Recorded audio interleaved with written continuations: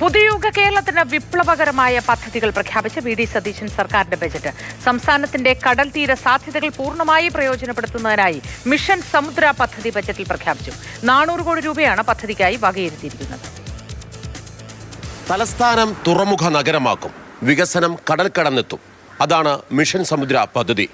ഈ പദ്ധതിയിലൂടെ ബജറ്റ് വലിയ പ്രതീക്ഷയാണ് മുന്നോട്ട് വെക്കുന്നത്. അടുത്ത 5 വർഷത്തിനുള്ളിൽ കേരളത്തെ ലോകോത്തര മാരിടൈം ശക്തിയായി മാറ്റുക എന്നതാണ് ഈ പദ്ധതിയിലൂടെ ലക്ഷ്യമിടുന്നത്. ഇതിനായി കേരളത്തെ പ്രമുഖ തുറമുഖ നഗരമായി വികസിപ്പിക്കും. വിഴിഞ്ഞം അന്താരാഷ്ട്ര തുറമുഖത്തിന്റെ റെയിൽ നിർമ്മാണം സമയബന്ധിതമായി പൂർത്തിയാക്കും. കേരളത്തിന്റെ 600 കിലോമീറ്റർ തീരദേശം, 2 അന്താരാഷ്ട്ര തുറമുഖങ്ങൾ, ഒരു container transshipment terminal, 17 non major തുറമുഖങ്ങൾ, മറ്റനേകം ജലസ്രോതസ്സുകൾ തുടങ്ങിയ സാധ്യതകൾ സംയോജിപ്പിച്ച് 5 വർഷത്തിനുള്ളിൽ കേരളത്തെ ലോക മാരിടൈം ഭൂപടത്തിൽ വൻ ശക്തിയായി ഉയർത്തുന്നതിനുള്ള പദ്ധതിയായ മിഷൻ സമുദ്ര നടപ്പിലാക്കും. സംസ്ഥാനത്ത് പുതിയൊരു കപ്പൽ നിർമ്മാണ കേന്ദ്രം ആരംഭിക്കുന്നതിനൊപ്പം സമുദ്ര പാരമ്പര്യം വിളിച്ചോതുന്ന അന്താരാഷ്ട്ര മാരിടൈം മ്യൂസിയം സ്ഥാപിക്കുമെന്നും മുഖ്യമന്ത്രി പ്രഖ്യാപിച്ചു.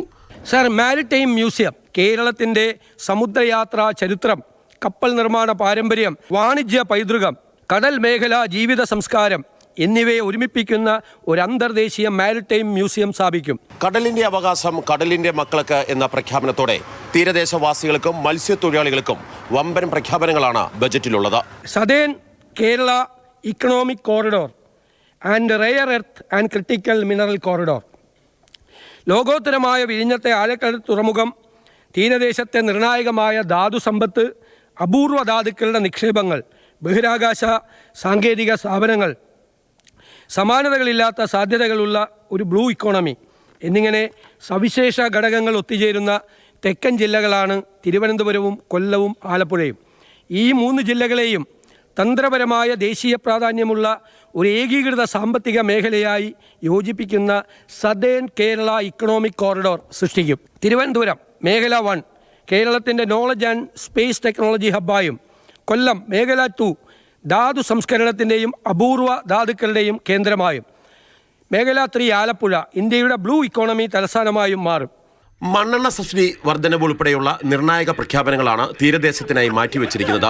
മത്സ്യബോട്ടുകൾക്കുള്ള മണ്ണെണ്ണ സബ്സിഡി ലിറ്ററിന് 75 രൂപയായി ഉയർത്തി. വർഷങ്ങളായി തീരദേശത്ത് താമസിച്ചിട്ടും പട്ടയമില്ലാത്ത എല്ലാ തീരദേശവാസികൾക്കും പട്ടയം നൽകും. ഇതിനായി പ്രത്യേക ഭവന പദ്ധതി നടപ്പിലാക്കും. മത്സ്യത്തൊഴിലാളികൾക്ക് നൽകി വരുന്ന മണ്ണെണ്ണ സബ്സിഡി 75 രൂപയാക്കി വർദ്ധിപ്പിക്കും. മത്സ്യത്തൊഴിലാളികൾക്കായി പ്രത്യേക ഭവന പദ്ധതി നടപ്പാക്കും. മുതലപ്പൊഴി ഹാർബറിന്റെ അശാസ്ത്രീയ നിർമ്മാണത്തിലെ അപാകതകൾ പരിഹരിക്കാൻ നടപടി സ്വീകരിക്കും. മാതൃഭൂമി ന്യൂസ്, തിരുവനന്തപുരം.